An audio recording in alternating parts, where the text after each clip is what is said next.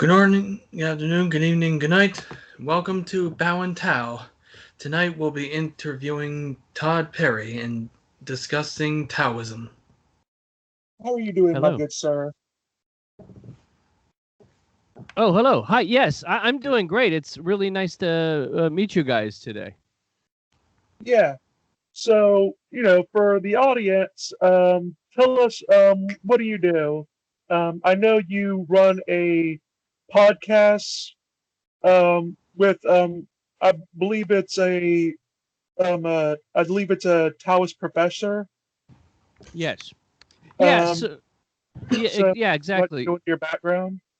Yeah. So we have a podcast called "What's This Dao All About?"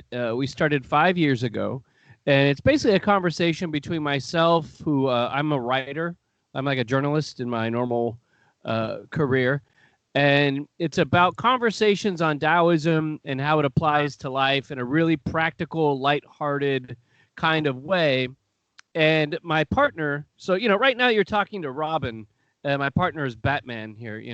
I'm Todd, and he's Dr. Carl Totten. But Dr. Carl Totten is a member of the Martial Arts Hall of Fame. He runs his own kung fu studio. He's a doctor of psychology. Um, he's really and he's a Taoist priest. He's really one of the most incredible men. So to backtrack a little bit, I have a background in radio. I worked in talk radio in Los Angeles, kind of behind the scenes, and did a little bit of on mic work in San Diego. And then eventually, I've done a bunch of podcast stuff. And in about 5 years ago, I'd already always like studied Taoism and read a lot of books on it, and took classes with a guy named Derek Lin, who's written one of the most popular translations of the Tao Te Ching. So I had some background in it. And I went to look for a podcast on the topic, and honestly, I couldn't find anything that was really worth digging into. There wasn't that much stuff out there. So I just happened to find Dr. Carl Totten, and we hit it off. And so far, we've done like 75 episodes. The show's been way more successful than I ever imagined. We have like 600,000 downloads. So yeah, and it's just us exploring the ideas of Taoism, and it's kind of like I interview him to learn from the master, really. So it's been an incredibly valuable experience for me to do the show, and we've attracted like a really passionate following. So it's been really exciting. Yeah. I've always found that, at least in Western society as of recent, there has become a spike in interest when it comes to Eastern philosophy. Yeah. Mhm. So, for the audience, like I remember I was watching one of your recent podcasts, and you had said like how the Tao is like a theory of everything before there was a theory of everything. Yes. Yes. Um, you got to Yeah. go into that a bit.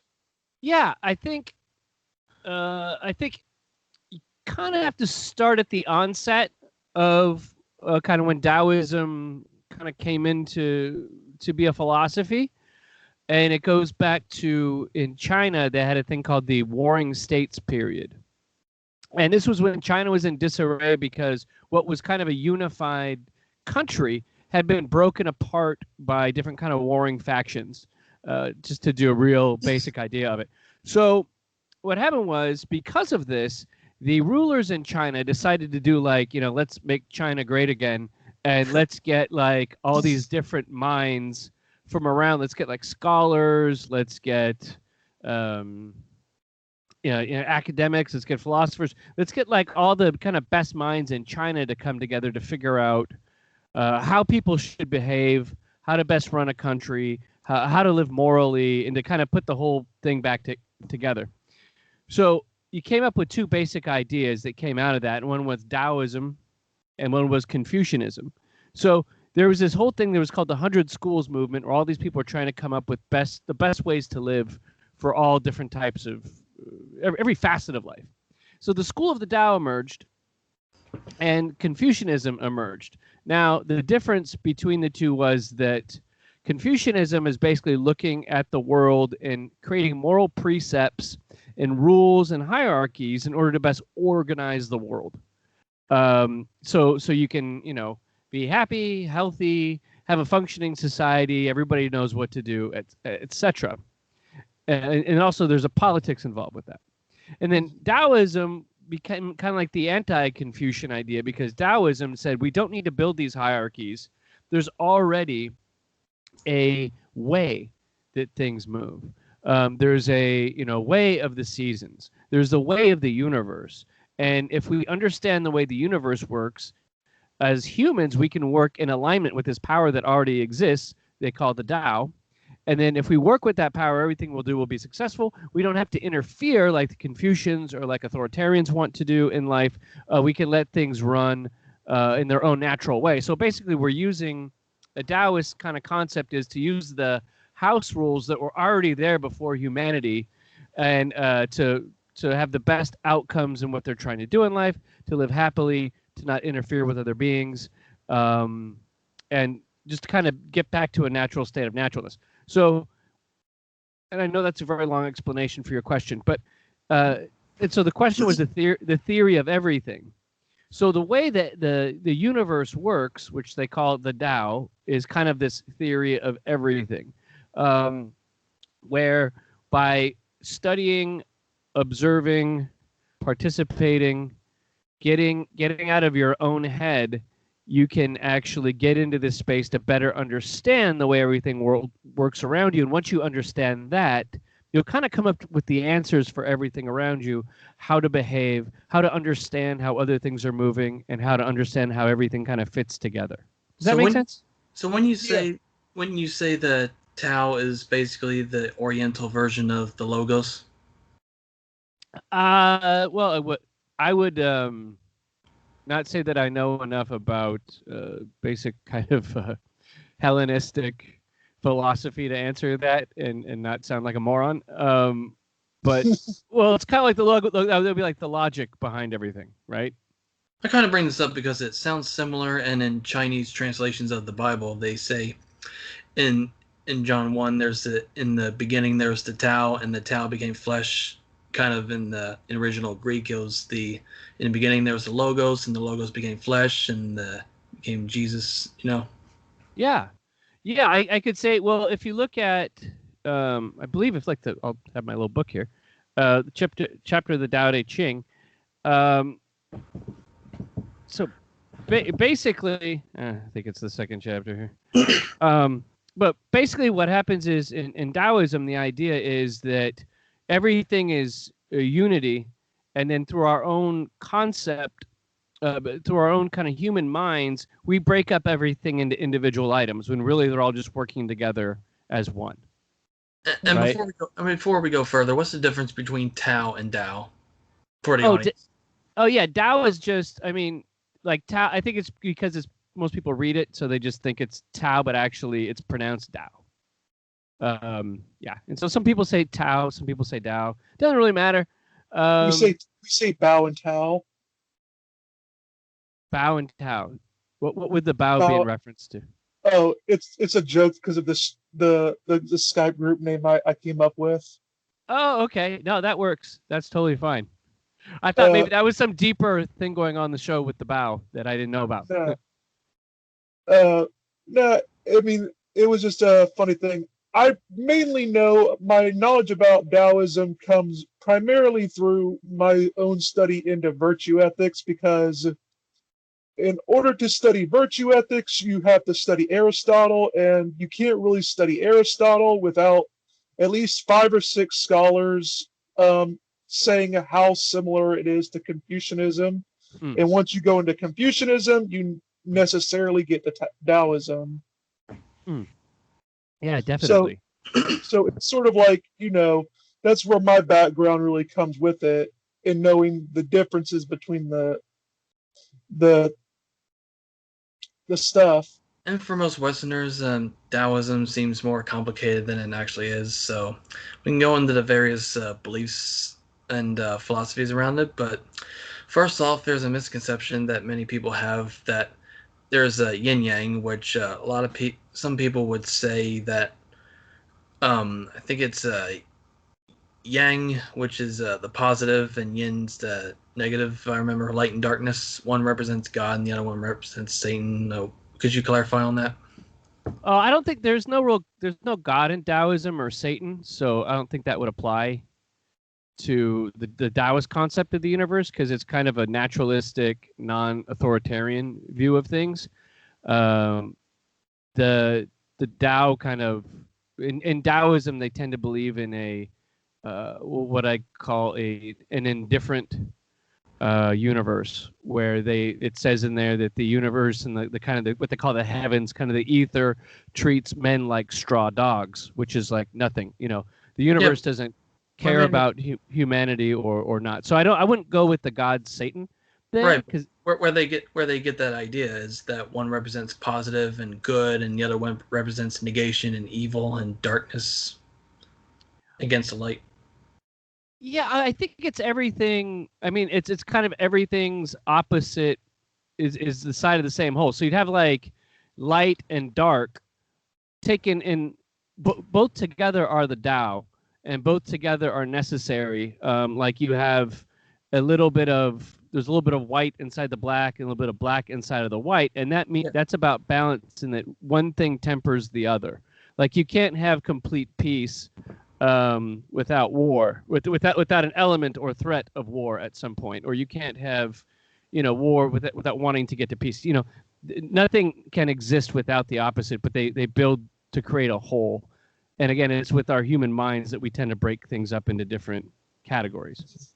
And you say there's no God or anything in Taoism, or does it ignore it or just deny the existence? Because there's some people who believe that there are these certain individuals that became deities. There's a certain trio of divinities that they worship, and then there's some that have deified Confucius and Lao Tzu and others. Oh yeah, well it's a little different. So I guess to back things up a bit, in Taoism called like religious Taoism, and then there's philosophical Taoism. So philosophical Taoism is what I talk on the show with my buddy Dr. Carl Totten, and we talk about like the Tao Te Ching, which is the works of Lao Tzu, kind of like the original kind of founding document, and then a book called the Chuang-Tzu, which is about a guy named Chuang-Tzu who came 250 years later. Now, also there was a flavor of Taoism which developed as kind of like a ritualistic folk religion, which was different based on different areas of China. Like almost like you'd have different ways people would practice Christianity in America. So Taoism, there's kind of two ways. There's the philosophical, and then there's the religious. And in the religious form of that, they have multiple deities. They have different types of rituals, and yeah, and it's more of a practicing religion, which I don't know much about that, honestly. We keep to the philosophical Taoism, because that has a lot to do with kind of folk religion that's kind of just kind of indigenous to China. I find it interesting, how you said that your co-host is actually, I believe you said, a priest of it. Yeah, a Taoist priest is like what they would use for somebody who is, gone through kind of the lineage of understanding in Taoism and studied under a master and things like that. They have a thing that's like a priesthood thing. Mm. And they have abbots and priests, and it's a really decentralized type of thing. It's not like a whole like organization you'd have like not like in the Catholic Church. Yeah. No, it's not that. I think it's more of an unofficial type of title than there's one, there's a pope in China that is controlling all this, because Taoism is much into decentralization and wouldn't like that type of hierarchy to begin with. That's interesting. Yeah, I did hear that. I hear that Taoism is very popular in places like Japan, for example. Although I think that might be more the religious Taoism than the philosophical Taoism. Yeah, I think so. Yeah. Go ahead. Oh yeah, no, go. Yeah, I agree with you. I believe that's kind of the roots of that is in the religious Taoism versus just kind of the stuff based on the basic text. Yeah. So I believe, since I'm all about the ethics, because that's how I really got into got into the Eastern philosophies to begin with is going into ethics. Yeah.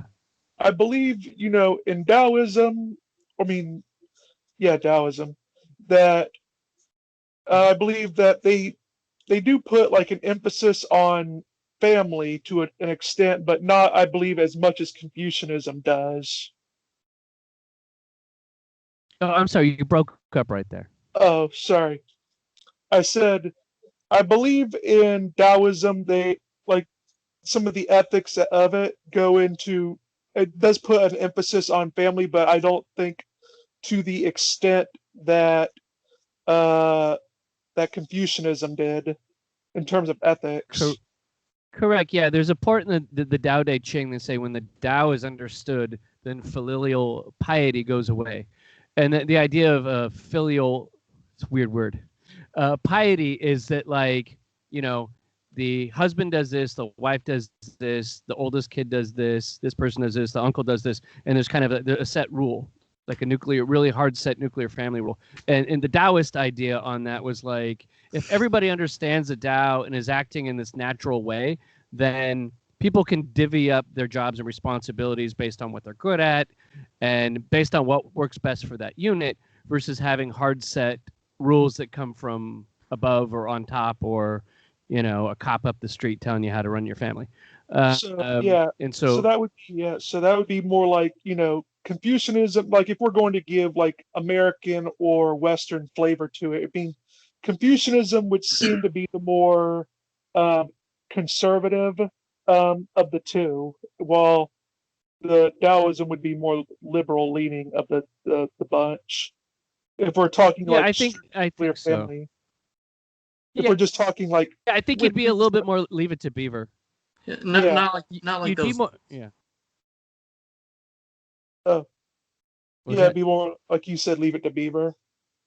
Yeah, you would be a little bit more leave it to Beaver, unless within the Taoist family it was natural for the father to be the authoritarian and the mother to be demure to him, and that just shook out naturally, Mhm. you know. I've always found it. What's very interesting looking into contemporary religions is, while these are places that never interact with each other to some times, but yet you notice a similar pattern that goes along with it. Uh-huh. Like, for example, like yeah, you said with the family units, you tend to find that sort of style just about everywhere. Uh, Yeah. where you'll find this what we would consider a traditional masculine role. You'll find that, like how you said in Taoism, and you'll find, when you can go over to the Middle East and you can go over Islamic tradition, you find that similar stuff, and you can say that a lot of these places they've never interacted with each other, but yet there's still this division of labor that seems to bear out. Mm-hmm. Mm-hmm. And yeah, and I think in Taoism they say know the masculine but keep to the feminine. So they would say to that masculine head of the household or whatever to be understanding of the values of the feminine. Like again, because we have yin and yang, we know these things work well together. And so they would say, yes, Ward Cleaver, also understand the value in yourself of being sensitive or things that we would associate as yin values, Mhm. being receptive, things like that. Yeah, it is very interesting. I believe, since the last the last Eastern philosophy we got into, or we call it an Eastern religion here, Mm-hmm. but, was we talked about, I believe I showed you the video of our podcast that we had with a The practicing Buddhists. Buddhist. Yeah. Yeah, and that was very interesting. I do know that, like, I find with many religious beliefs or philosophies that they do tend to mingle together. Um, Yeah, it's like a lot of good, yeah, there's a lot of good ideas that people realize are good universally, and they accept them. Yeah, yeah, in Japan, Shinto and Buddhism worked rather well for centuries until certain till certain ruling families decided it wasn't okay, and then it was okay again, and then it's now okay again, and on and on. Well, Yeah, that's basically politics 101 for you. yeah, and I think the Taoists would dissuade having leaders that would dictate religion to people or dictate their values. They wouldn't want that. There's a lot of kind of powerful political aspects, like in Taoism and the Tao Te Ching. A good 20% of the book is dedicated to leaders and the politics.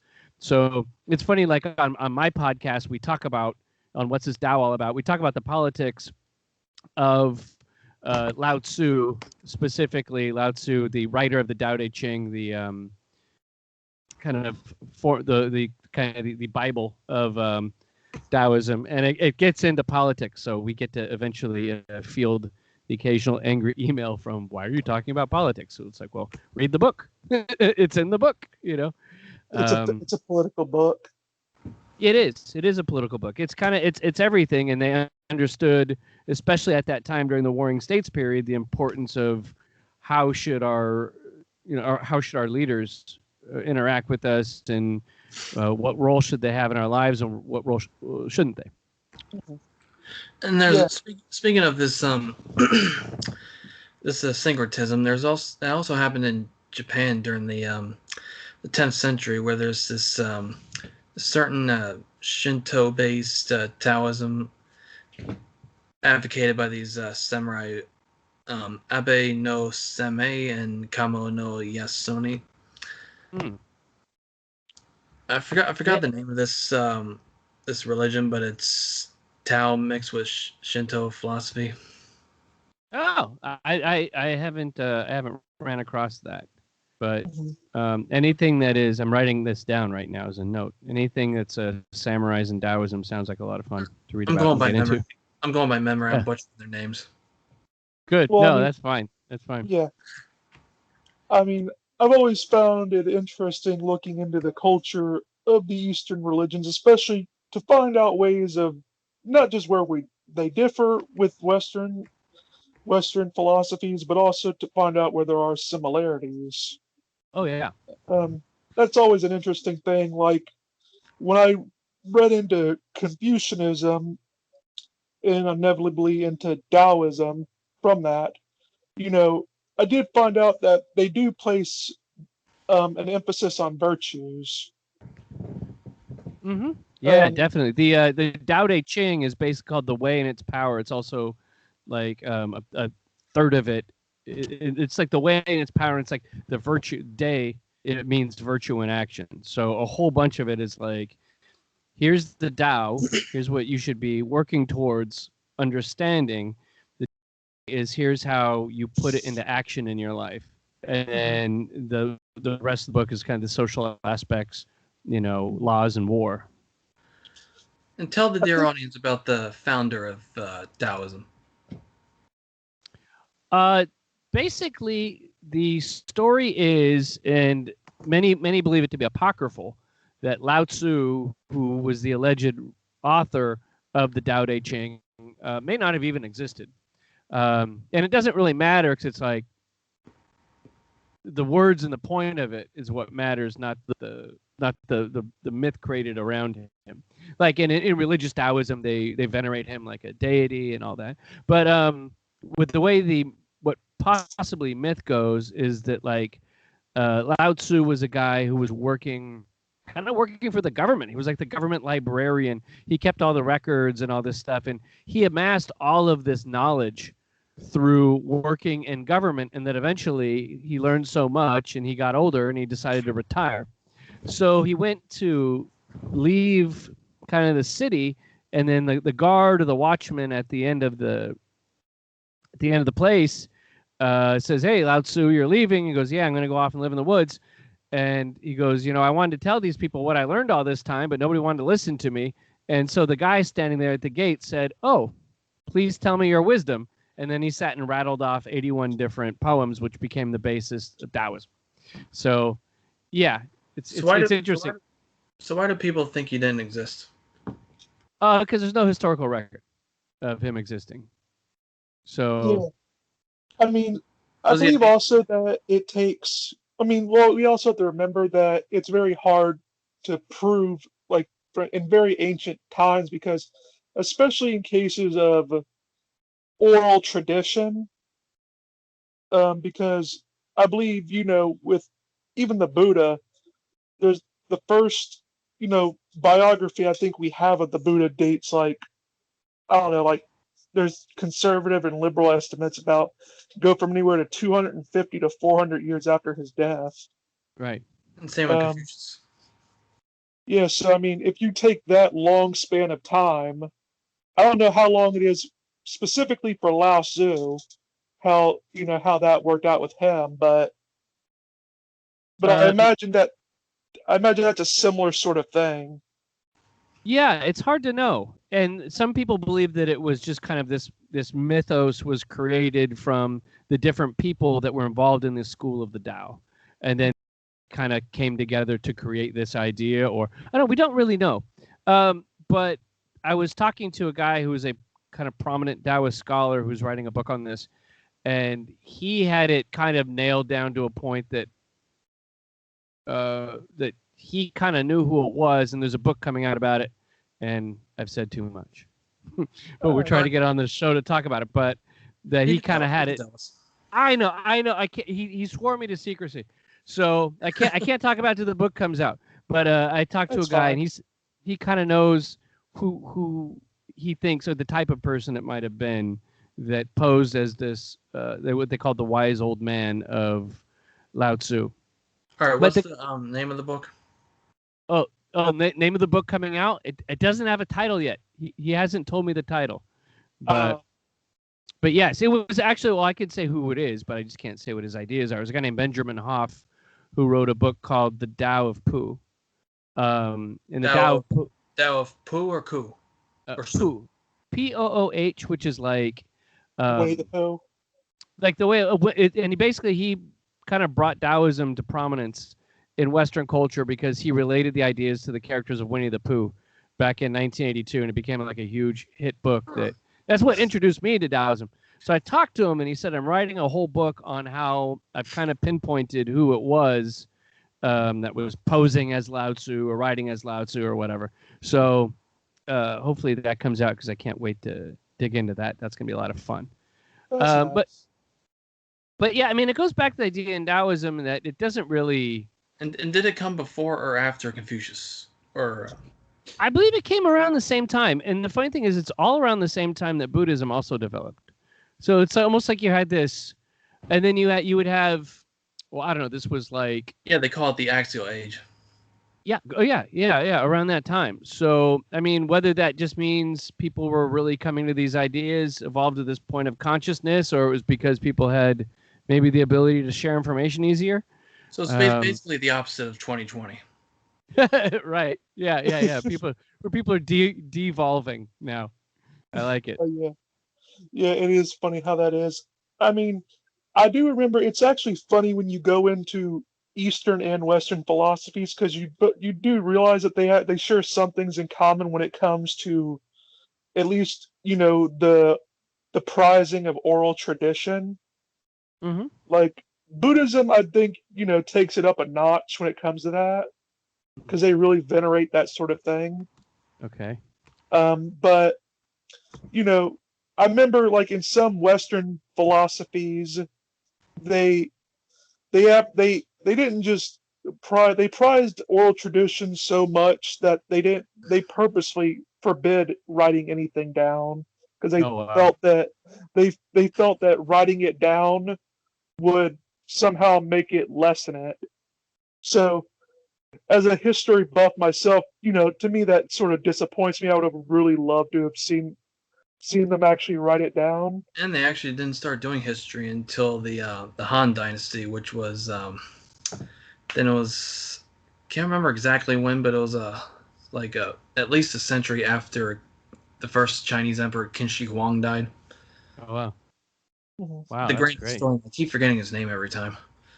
Well, and well, the funny thing is, it's kind of like these ancient people knew, like, you'll text somebody and maybe they'll miss the context of what you're saying, You're like, oh no, I was joking.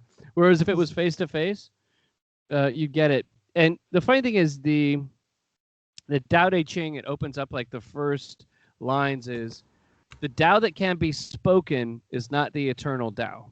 The name that can't be named is not the eternal name.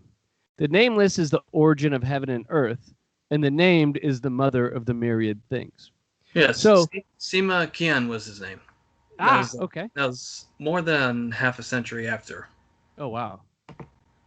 So the basic thing they're saying is that you can't put any true idea into words, and that words are kind of like a poor tool for describing things, and you can only get so far. So if you just go based on the words and don't get into the greater context of it, which is very hard to communicate, then you're going to miss it. And we always joke on our show, What's This Tao All About, that we're talking about something that can't be talked about. So what we're doing is ultimately pointless. But such is life. It's a show about nothing. It really is. You're right. That's basically that's the borrow from Seinfeld. Yes. Well, we often joke about with our listeners, like, I think we're going to figure out what this Tao is all about on this episode. And then we never do, I think one time we did, we were just talking in between shows and we got it down and then we forgot it. So, that's the Taoist idea. Maybe Avatar Last Ember. Which is funnier because considering how you have a Taoist priest on there, so you would assume that if anyone got it, it would be him. He gets it in his bones, I believe it's a ritualistic thing that you get it through practice as well. Mm-hmm. And then the thing is about forgetting about it is they say like the guy who reaches the highest point of Tao isn't like, a Franciscan friar and he's sitting there working it out to the day he dies. It's you get it and then you forget about it and then you move on with your life, or you keep, or as Dr. Carl Totten always tells me, he says the Tao is about returning. So it's about, you kind of get away from it for a bit and then you find it again. And you go back to it. It's like Bono once said, he says, my favorite people are those running either directly towards God or directly away from God. And I think the Tao is like that, in that you understand you have this center that you can go to, and you get away from it. You have a bad weekend, and then on Monday morning, you go and you meditate and you read, and then you get it back in your bones and you get that feeling again. But in Taoism, the idea of being close and connected to these things is it's not forever and it's transient and it's in constant change, and also the idea of everything being in constant change is what the Tao is about. Mm-hmm. Yeah, that is actually pretty interesting. I do know that Taoism does talk a lot about. It's very much, trying to think how to word it correctly. It's a very action approach, like ritualistic, where where it's about right practice, which is a key thing in virtue ethics as well in general. Where it's one thing to believe something and to hold something as true, and it's another thing altogether to actually live it out. Yeah, Taoism is all about living it out, like almost like 90%, because Taoism isn't about faith. It's not about. It's really not about. It's about understanding Tao, and understand. It's basically about saying, like, I think it's very difficult to argue against the basic Taoist principles, because they're basically about. I think everyone can agree that the universe operates in a certain way. I think everyone can believe that there is a natural way that everything works, and it's best that we go with that. The question becomes whether we should put authority on top of things and block the way things naturally work. That's where the debate is. But everyone can sit and say, there's a natural way things work. Isn't it best that I work with the natural way of the earth and the cosmos and the universe when I'm kind of walking through my daily life? So it's not really about, like in Western religion is kind of about having faith or accepting precepts, and then through accepting those and having faith, you are given kind of admission to a larger world. Tell me if I'm wrong about that, but yeah. So Taoism really it can be about faith in your understanding of the way the universe works, and maybe you'll take certain risks because you think things will go a certain way, and they either do or they don't.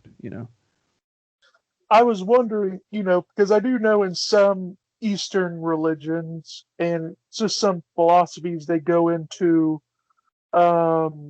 into the spiritual when it comes to things like reincarnation Mm-hmm. and you know and sort of seances where they talk about ancestral worship. Mm-hmm. Um, I'm not sure because I always get mixed up on it, but what does Taoism say anything like unique about the spirit in that sort of way?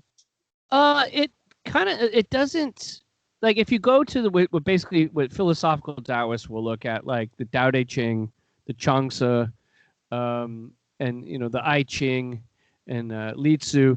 There isn't really much about like reincarnation or what happens when you die. A lot of it is just about it's basically a returning to the source. It's a returning of your energy to everything. It's a returning of your body to nourish the ground, and there's a celebration of death.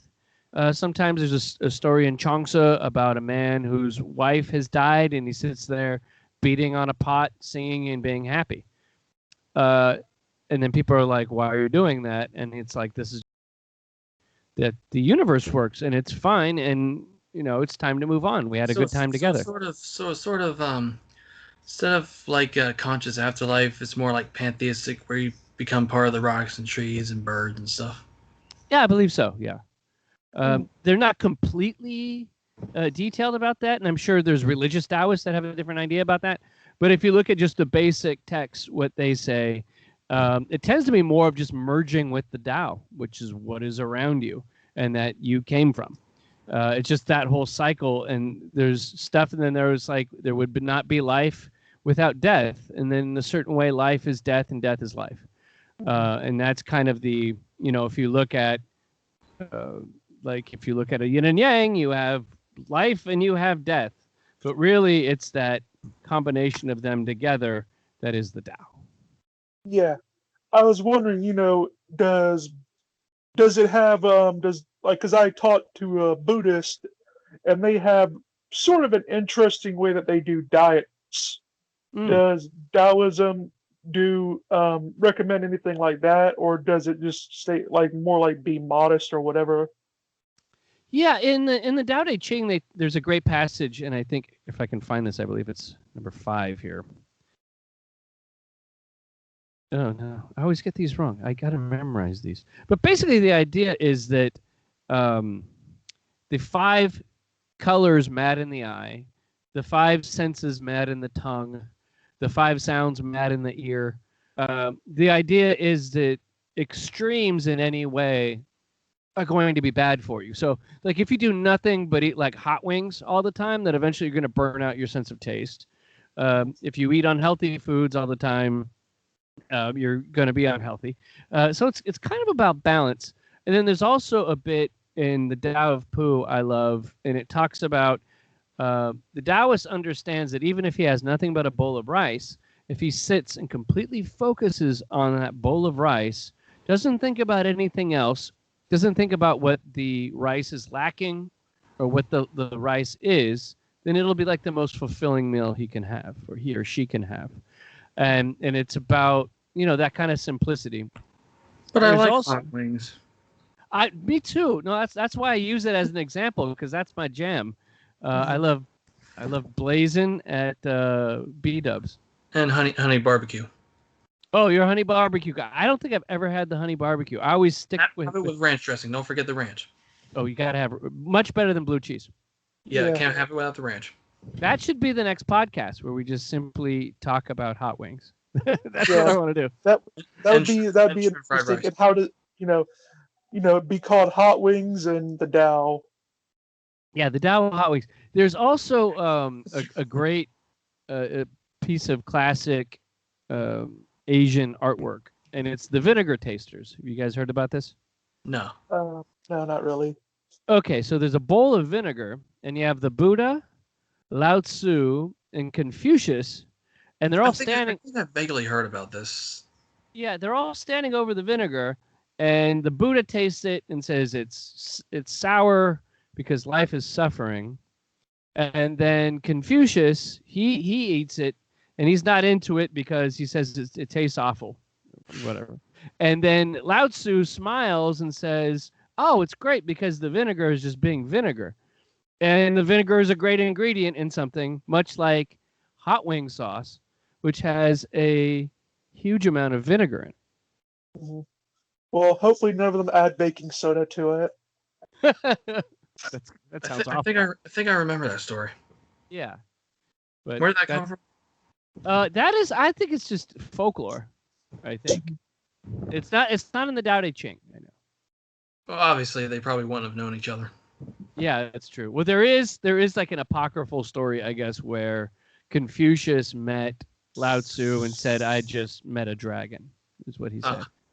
But and then there's also in Oh yeah, and in the there's this one book in the '80s written by Gore Vidal. It's called Creation, where the protagonist is in the court of Xerxes and during the Persian Empire, and he travels all over the Orient during the Axial Age, and he meets Buddha, Confucius, and all these other great influential figures of that around the same time.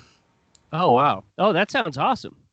That Gore Vidal, what's that called again? By Gore Vidal? Creation, I think. Ah, I remember I saw I was listening to an interview with Gore Vidal, and it was towards the end of his days, and when he was kind of not the most lucid being on the planet, and and someone asked him, the interview asked him and said, "Are you a socialist?"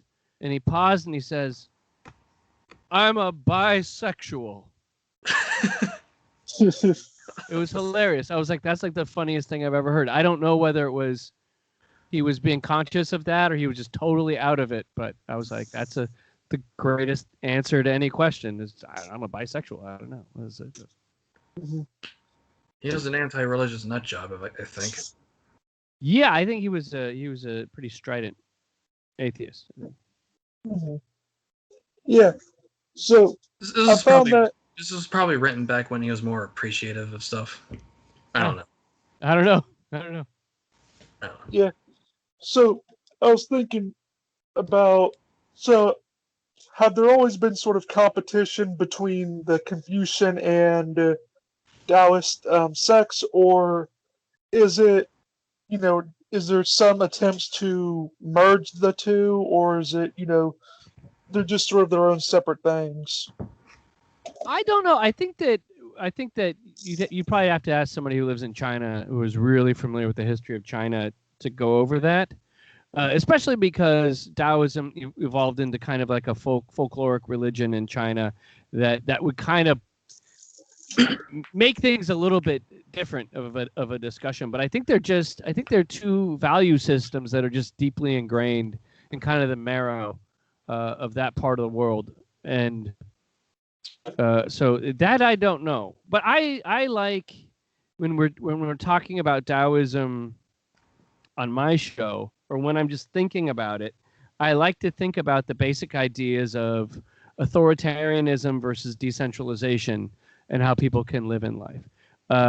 And I think that's one of the most powerful kind of lessons to take from it is, does one believe that the world is such that man can get along living free without being kind of told what to do by religion, by by political leaders, all this. Do you believe that the world works in such a natural way that all of that is unnecessary, and that man should be left alone to kind of be free and kind of live his own way?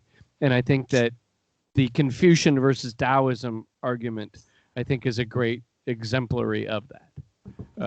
And that kind of gets into the political aspects of the Tao Te Ching and everything. But yeah, the Confucians are like the good bad guys to beat up on in a conversation about this type of philosophy, I guess. Yeah, it does sound like that.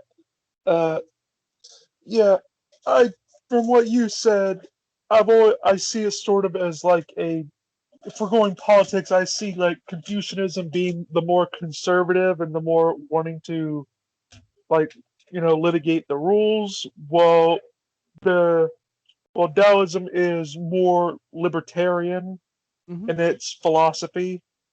Yeah, it's kind of more anarchist. Well, the thing is, if I say libertarian on my podcast, I get an angry email. So I'll say, I'll say anarchist, and then anarchist is okay. But And you know, they're kind of libertarianism and anarchism kind of they're kind of close, like in ideas. And I think people have a weird association with libertarianism, but anarchism, I think they're okay with, unless people are a libertarian. and But Confucianism is more behavior based, and Buddhism is more like spiritual agnosticism. So, what would that make Taoism in comparison? that's a good question. I think it would be definitely kind of an agnostic slash atheist, and it's more, I would say, experiential, because the experience of understanding the way the world works around you then leads to the behavior versus behavior first. It's more of a reacting to what's around you and then cultivating whatever's inside you to act with what's around you. Mm-hmm. Does that make sense? Yeah, it makes sense. I believe temperance and modesty is more of a thing in Taoism than I think in Western philosophies that more focus on prudence. Yeah, the interesting thing is that kind of Western philosophy, I think, tends to be based on individualism. Mm-hmm. There's a lot of that in there. It's man's relationship to Christ, or if you look at most Western European and America, it tends to be kind of an individualist society. But the weird thing is the Taoist idea is individualist, but it's almost like a more collectivist way of looking at the world. Could you rephrase your question again? I'm trying to get it right. Get the answer right. Yeah, I believe it was your question, Carlos. What would that make? What would it make Taoism in comparison to Buddhism being more spiritual agnosticism and Confucianism being behaviorally based? Okay, yeah. Oh, yeah, I got that one. I think he's more going over like, what would you say is more like the differences in the ethics and spirituality base? Versus like a Western concept. You can go into that too, but you can go mainly between the three that he brought up. Yeah, I mean, if like the idea between the ethics, I don't know that much about Buddhist ethics, to be honest with you, but when it comes to kind of Western ethics, I think Western ethics tend to be a little bit more based on this is good, this is bad, this is evil, this is like the idea that I think in Western ethics there's like a hard set, there is evil in the world, right? There's an understanding of that. And I think Taoism is not quite as hard set on the idea that there is abject evil. There can be unfortunate things, and there can be things that go against the Tao, things that violate naturalness. And there can be, wrong-minded violence, things like that. But I don't think they see things as evil for being purely evil, because there isn't really a concept of like God and the devil, or like, the devil is evil, God is good. So I think it's a little more nebulous. But there is light and darkness, which can vaguely point to that to certain people. Oh, definitely. Yeah. Oh, of course, 100%. It's just I wouldn't say it's as hard set as we know this XYZ thing is pure evil, right? Versus that. So it's not as hard set, I would say. Yeah, that makes perfect sense. I know in Buddhist ethics, a lot of Buddhist ethics, since you said you weren't familiar with it, in Buddhist ethics, it's more, not directly causing harm is their big thing. Mm-hmm. Um, Yeah. which it leads to some funny, what I call sort of funny results from that, because, like in Buddhism, they would say it's strictly forbidden to kill an animal, like but however, veganism and vegetarianism is not a mandate. I always wondered how they got around that, and I learned how they get around that is that while it's immoral to kill the animal, there's a gray area where if you find an animal dead in the woods, then that's fine. You can eat it. Yeah, there's a sect called the Roadkill Buddhists, and it's a joke. But yeah, that makes sense because the whole thing is not about suffering. Taoism, there really isn't a prescription on whether one can eat meat or not. I studied before at a Taoist temple, and they did always serve only vegetarian foods, and we're all about that. I think that could also be a cultural thing as well. Yeah, we had on our show, somebody asked about that, and I was like, I don't know the answer. Like, just personally, I eat meat, but I'm a guilty meat eater. I think that probably best. You can eat healthy without eating meat and probably get on with life. But personally, I eat meat, and I'm a guilty meat eater. But and somebody asked about veganism on our podcast, and Dr. Totten said that Taoists believe in the circle of life and all this. So then we get a lot of angry emails about that. We get a lot of people. It's basically like the Lion King thing. It's the circle of life. Yeah, that's how Dr. Totten described it, and so I don't know. It's hard to tell that. Like at the beginning, they would have their all these animals in the kingdom worshiping the like bowing down to the baby Simba when he's shown like this is your food. Your food is worshiping you. Yeah. Like, you know how jarring that is? Yeah. Yeah, it's like me walking into the produce aisle of Stater Brothers and all the carrots stand up and salute, Yeah, I know. It's really funny that, I mean, and when they actually go over that a little bit in the film where they say, it's the circle of life. We eat animals, we die, and the plants eat us. Yeah. Yeah. So they says it all comes back around, which I found funny because that is sort of like a Taoist thing. Oh, definitely. That's the Achilles heel of veganism. Yeah. So, yeah, that's the that's kind of that's what I've been told the way Taoists look at it, but I don't know. Everybody can have their own opinion, and don't send me an angry email about it, regardless if you have any opinion on it. I don't care. Yeah, so I've always thought that is pretty interesting. I've always found that so trying to think. What would you say damn it, let me get this straight. What would you say is some of the favorite shows that you've had? Like your favorite guest?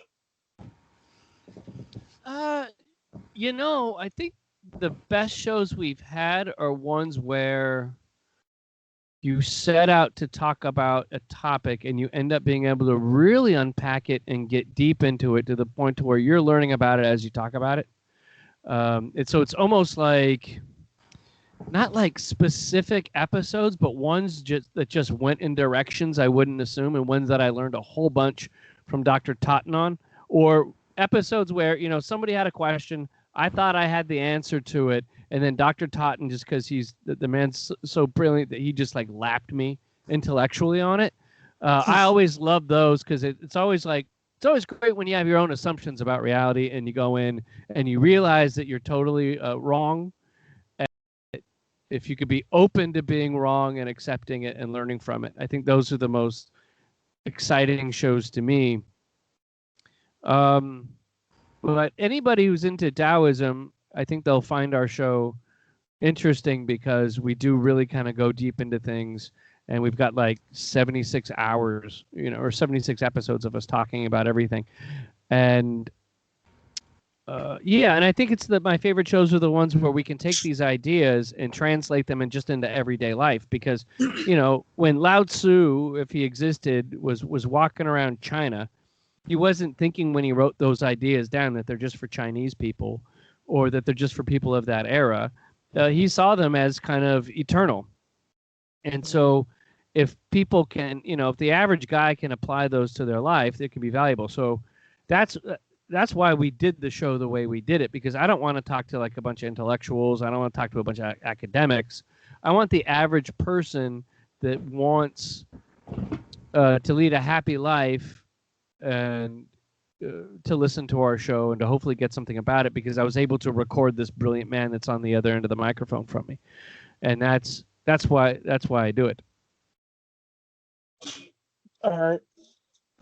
So, yeah, I've liked the most recent show I believe you had was where you talked to a physicist. Yeah. Who talked about physics and the Tao. Mm-hmm. I found that very interesting because that went into what she was, I think, going into quantum mechanics, Mm-hmm. which I've always found funny because that is really I think many Eastern more Eastern philosophy people are really getting into the quantum mechanics and stuff like that. Yeah, she brought up a book called the Dao of Physics, which is kind of a book that people often come to Taoism through reading. And her name was Jane English. Now, her importance is that she did the photographs for the most popular translation of the Tao Te Ching with her late husband, Jia Fu Feng. And so the funny thing is she was a physicist, she was a photographer, and she wasn't really into Taoism until she understood its connection with physics. And then she had this psychedelic experience while stone cold sober of realizing how how Lao Tzu or whomever back in the day had such a deep understanding of the way the world works that later physicists are talking about similar things in their description of Tao and their description of the way the universe works. And that gets back to what we were talking about earlier about like the theory of everything. So she was a great interview because she used to, her and her husband Jia was very close friends with Alan Watts, which anybody who's into Eastern philosophy is probably into Alan Watts, who was at the beginning of the kind of the psychedelic movement with Ram Dass and that crowd coming out of Berkeley in like the 60s in San Francisco. And so, yeah, she was there for all that. So we got to talk with her recently, and she was just a force of nature, just a total blast. Yeah, I do remember, I just liked the conversation. I thought it was very interesting. I remember it was funny because you were sort of, like you had said, you felt like you were sort of out of your depth on that. Yes. I'm sitting there with a physicist and a doctor, and it's just me with my bachelor's degree from Cal State Long Beach in communications that just got into radio because he worked for the radio station that had Howard Stern on it in Los Angeles, and now it's all this, so yeah. But I think the thing is hopefully to be humble, to be humble enough and be like, I'm just here to hopefully bring out what Dr. Totten has and get it recorded for posterity for the world to enjoy. And so if I succeed at that and I drain him of everything that he knows, then I've done my job and help people out, because it's incredible that there's a lot of people that have existed and they never were able to tell everybody everything. So hopefully I can get everything out of Dr. Todd. So all right, so we're up the hour mark. I would like, can you tell the audience where they can find you and your work? Yes, you can find it at What's This Dao All About? It's what'sthisdao.com. What's This Dao All About on Spotify, iTunes. I think we're still on Google Plus, if that's still a thing. Stitcher, and you can listen to our shows. And then also we're on Patreon, where we just launched another show called The 10,000 Things, which is Dr. Totten sharing his knowledge on a whole host of other subjects that we touch on our show, but our show is specifically about Taoism, and that's pretty much all we talk about. So if we get off topic, we'll talk about something else for a second that we think is important, but then now we put this on What's This Dao on Patreon. So people can go to Patreon, What's This Dao All About, and they can subscribe, and for $6 you'll get some shows. We just recently talked about a book by Eric Fromm called Escape from Freedom, which is about whether man is subject to be a subject to authority or like a lemming, or whether man is actually a free thinking individual. And so that was a great episode that Dr. Totten shared his wisdom on that. And then also we have some other fun stuff coming up on that. So, but yeah, or follow us on Twitter at What's This Dao on Twitter. And my name is Todd Perry, and you can find me on Twitter at Todd A. Perry. That's TODAPERRY. And you can follow everything we're doing. That's nice. Well, it was nice talking to you, Todd. Thank you. I tell everyone, make sure to check out your show. It was very nice getting to know a little bit about the Eastern philosophies. Yeah. Hopefully we can do this again sometime, maybe with the doctor on as well. Oh yeah, he'll again. I tell you this, that right now you just talked to Robin, and you're missing out on Batman. But hopefully I did okay. You did good. Hopefully I represented the team okay. It's kind of like you had, you didn't have the Joker running around that need to be caught by Batman, but maybe like just a bank robber that Robin can get. No Catwoman though. No Catwoman. Well, which Catwoman? That's the next episode. Is Michelle Pfeiffer or Halle Berry? All right. Well, it was nice talking to you. Do you got any final things you want to say, Carlos? Who's Carlos? The same thing as the Dao. No, just go follow him and see you next time. All right. Thank you very much.